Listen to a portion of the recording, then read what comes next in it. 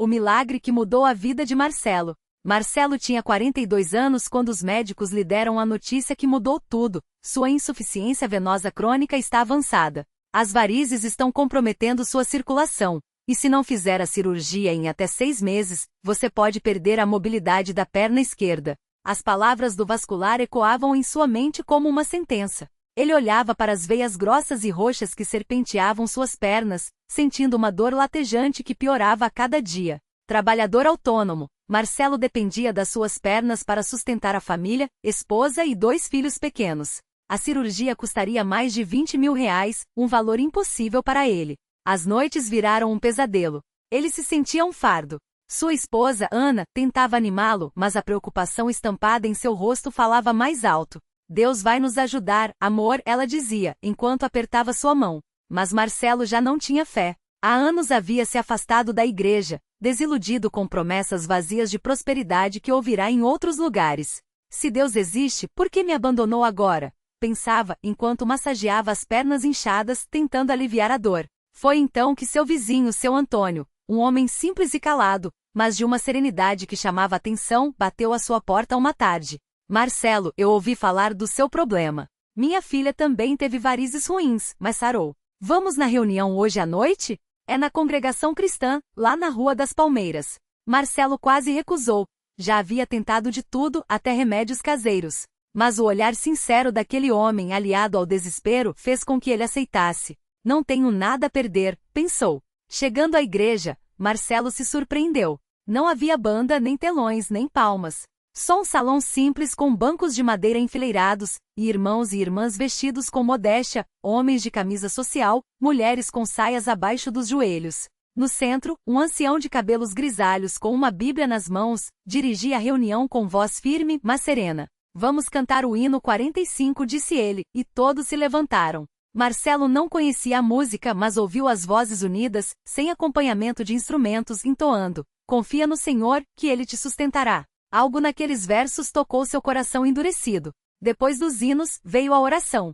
Todos se ajoelharam e Marcelo, constrangido, imitou. Nunca havia visto tanta gente orar com tanta convicção. Os pedidos eram simples, mas cheios de fé. Senhor, abençoa o irmão João que está doente, dá força à irmã Maria que perdeu o marido. Não havia gritos, nem teatralidade, apenas uma fé quieta, mas profunda. Quando o ancião pediu por aqueles que estão com problemas de saúde, seu Antônio colocou a mão no ombro de Marcelo e disse baixinho: fala com Deus, filho. Ele ouve. Marcelo engoliu em seco. Não sabia orar direito, mas as palavras saíram sozinhas. Senhor, se o Senhor existe, me ajuda. Não aguento mais essa dor. Minha família depende de mim. Quando terminou, sentiu uma paz estranha, como se um peso tivesse saído de suas costas. As reuniões se tornaram um refúgio. Marcelo passou a ir toda semana, às vezes até nas quartas-feiras, quando havia estudo bíblico. Os irmãos o recebiam sem julgamentos, sem cobranças. Uma irmã chamada Dona Clara, uma senhora de mãos calejadas, sempre lhe perguntava como estavam as pernas e orava por ele. Deus tem um tempo para tudo, meu filho, ela dizia. Marcelo começou a acreditar que talvez, só talvez, houvesse esperança. Até que veio o dia da Santa Ceia. Era uma sexta-feira à noite e o salão estava cheio. O ancião explicou o significado do pão e do vinho, o sacrifício de Cristo, a promessa de salvação. Quando Marcelo recebeu o pedaço de pão das mãos do ancião, sentiu algo diferente. Não era só um símbolo. Era como se Deus estivesse ali bem perto, dizendo: eu não te abandonei. Naquela mesma noite, depois da reunião, Marcelo sentiu uma dor aguda na perna esquerda. Assustado, apoiou-se na parede. Deve ser a circulação piorando, pensou. Mas então, algo inesperado aconteceu. A dor começou a diminuir. Ele flexionou o joelho, algo que há meses não fazia sem sentir pontadas. Movimentou os dedos dos pés. Nada doía. Sua perna, antes pesada e latejante, estava leve. Não pode ser, murmurou. Em casa, Ana quase não acreditou quando ele tirou as meias e mostrou as pernas. As veias ainda estavam visíveis, mas a inflamação havia sumido. Ele andou pela sala, pulou, agachou. Marcelo, o que aconteceu? Ela perguntou, com lágrimas nos olhos. Ele não teve palavras. Só abriu a Bíblia que havia ganhado na igreja e leu em voz alta: pela sua fé sereis salvos. No domingo seguinte, Marcelo deu seu testemunho. Ficou de pé, como era o costume na congregação cristã, e contou tudo. O desespero, a dor, a cirurgia que não poderia pagar, e como Deus o havia curado naquela sexta-feira sem medicamentos, sem médicos. Eu não merecia, mas ele teve misericórdia, disse, com a voz embargada. Os irmãos ouviram em silêncio, alguns chorando. Depois, o ancião pediu que todos orassem em agradecimento. Meses se passaram, e Marcelo não só ficou completamente curado como também se batizou nas águas, em uma cerimônia simples, mas cheia de significado, no rio próximo à igreja. Quando emergiu da água, sentiu que não era mais o mesmo homem. A dor nas pernas havia ido embora, mas o maior milagre era o que acontecerá em seu coração. A fé havia voltado. Hoje Marcelo serve na igreja. Ajuda a organizar as cadeiras, visita os doentes e sempre que pode, compartilha sua história. Eu aprendi que Deus não precisa de muita coisa para fazer um milagre, costuma dizer. Ele só precisa de um coração sincero. Na congregação cristã, não tem show, não tem fama, só tem Jesus. E isso é o suficiente. E assim, numa igreja simples, onde os hinos são cantados sem instrumentos e a palavra de Deus é pregada com humildade, Marcelo encontrou não só a cura para seu corpo, mas a paz para sua alma. Porque no final, os maiores milagres não são os que vemos, mas os que transformam quem somos. Um dia, enquanto Marcelo ajudava a arrumar as cadeiras após o culto, um jovem chamado Lucas chegou à igreja pela primeira vez. Ele vinha empurrando uma cadeira de rodas com o rosto marcado pela tristeza. Ao vê-lo, Marcelo sentiu algo no coração. Era como se Deus estivesse dizendo, vá até ele. Sem hesitar, Marcelo se aproximou. Irmão, tudo bem? Precisa de ajuda? Lucas olhou para cima surpreso. Não, obrigado. Só vim ver se aqui tinha algum lugar para mim. Sua voz tremia. Marcelo percebeu que as pernas do rapaz estavam cobertas por um cobertor, e as mãos, finas e trêmulas, seguiam com dificuldade os aros da cadeira. Tem sim, irmão. Tem lugar para todo mundo aqui, respondeu Marcelo, com a mesma convicção que um dia alguém havia tido com ele. Eu também já cheguei aqui quebrado. Mas Deus me levantou.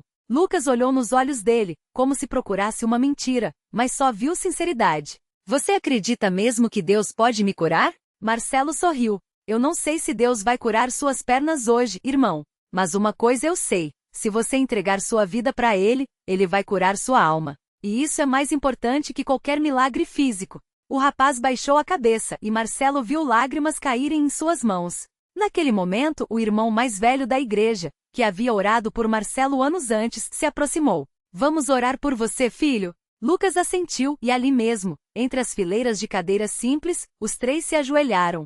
Não houve gritos, não houve espetáculo. Só 3 homens, um deles em uma cadeira de rodas, clamando a Deus em silêncio. Quando terminaram, Lucas ainda não havia se levantado, mas seu rosto estava diferente, menos pesado, como se uma carga tivesse sido tirada de suas costas. Nos dias que seguiram, Lucas passou a frequentar a igreja.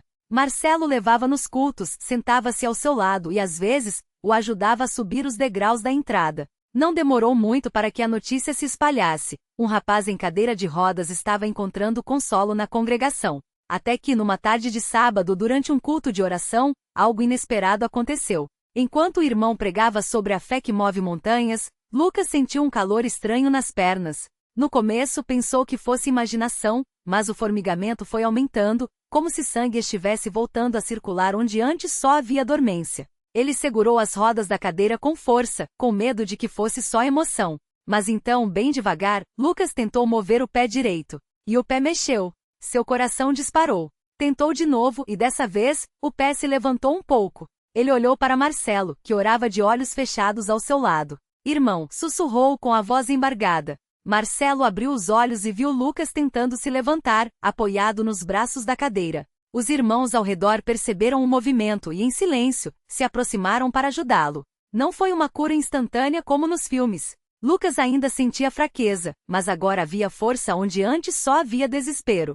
Com lágrimas nos olhos, ele deu os primeiros passos trêmulos, apoiado em Marcelo e em outro irmão. A igreja inteira, que antes cantava em voz baixa, agora observava em silêncio reverente, alguns chorando, outros sorrindo, todos sabendo que estavam vendo a mão de Deus agindo. Quando Lucas finalmente se firmou sozinho, ainda que com dificuldade, ele olhou para o teto da igreja simples, como se quisesse ver através dele. Obrigado, Senhor, murmurou. Naquela noite a notícia se espalhou pela comunidade. Mas o que mais comovia não era o fato de Lucas ter se levantado. Era o testemunho de como Deus havia trabalhado no coração dele antes mesmo de tocar em seu corpo. Ele, que antes amargurado dizia que Deus o havia abandonado, agora repetia com convicção: Ele nunca me deixou. Só estava esperando o momento certo. Anos depois, Marcelo e Lucas serviam juntos na igreja. Um ajudava os novos visitantes, o outro liderava um grupo de jovens. Ambos sabiam que milagres não eram apenas para chamar atenção.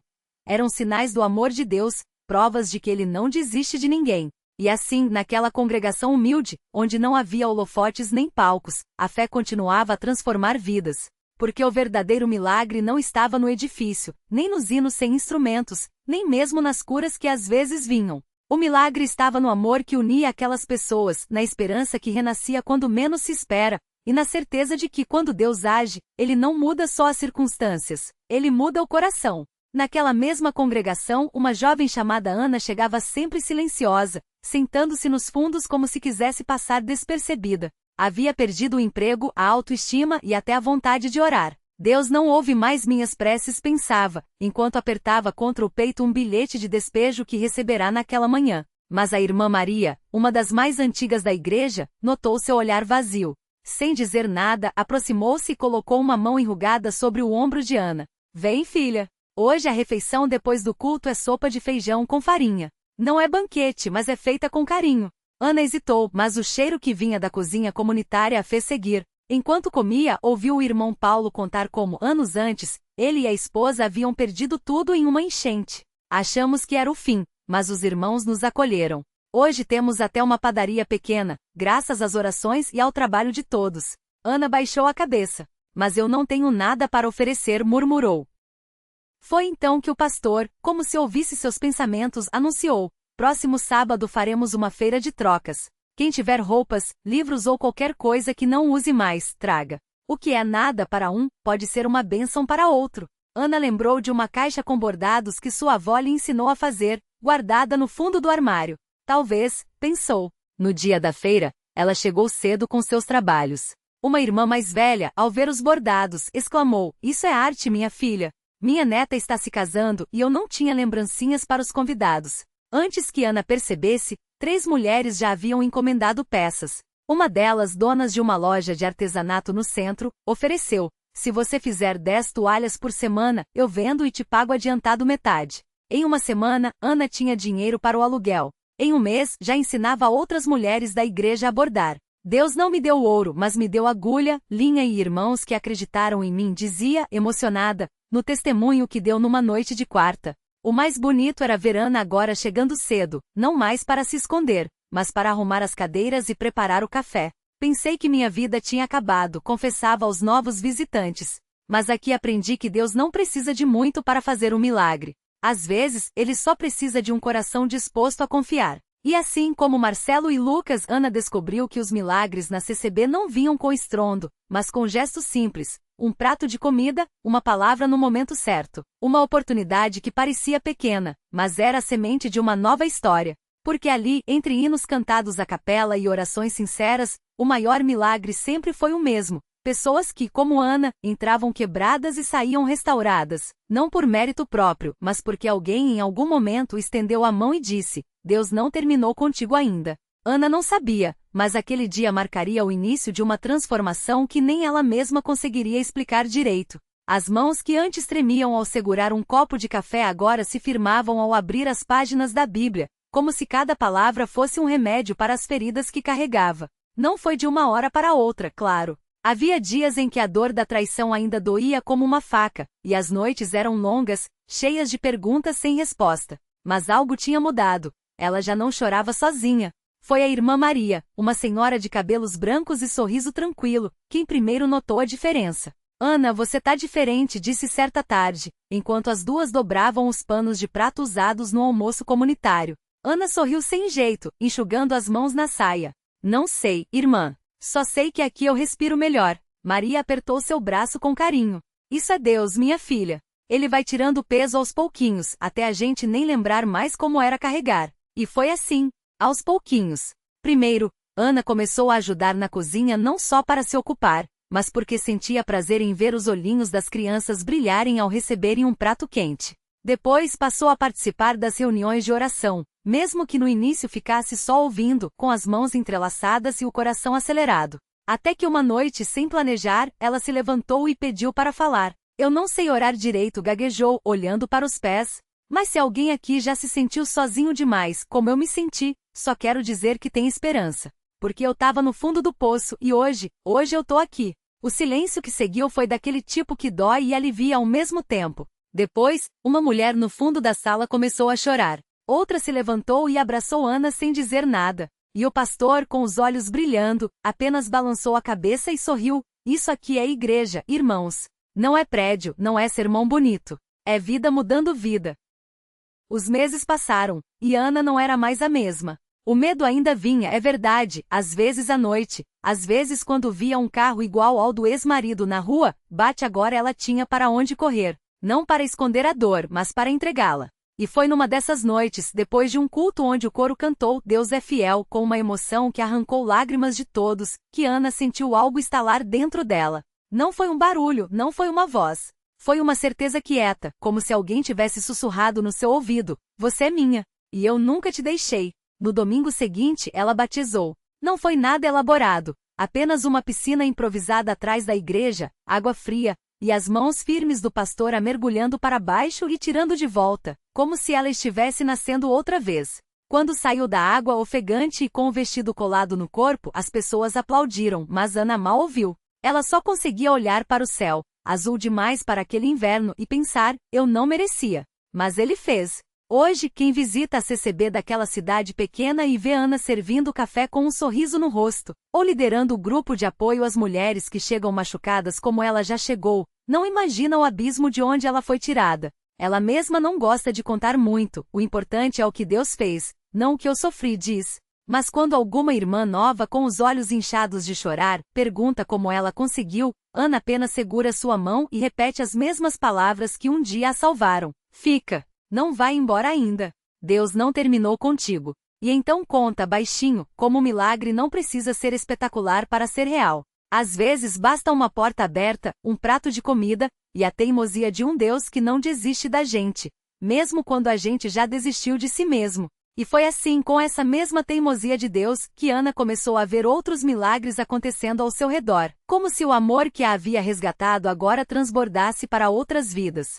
Um dia, enquanto servia o café depois do culto, ela notou uma jovem sentada sozinha no último banco, os ombros curvados como se carregassem o peso do mundo. Era Maria, uma moça de 19 anos que havia chegado à cidade fugindo de um relacionamento abusivo. Ela não tinha para onde ir, nem dinheiro nem esperança. Quando Ana se aproximou com um copo de café quente e um pão de queijo ainda fumegante, Maria levantou os olhos assustados, como um animal ferido esperando um golpe. Você não precisa falar nada agora, Ana disse, sentando-se ao seu lado com calma. Só come. Depois a gente conversa. Maria não sabia, mas naquela mesa simples, entre o barulho das crianças correndo e o cheiro de café, ela estava sendo envolvida pelo mesmo abraço que um dia havia segurado Ana quando ela pensou que não havia mais saída. Não foram palavras bonitas nem promessas vazias. Foi só a certeza de que, naquele lugar, ela não estaria sozinha.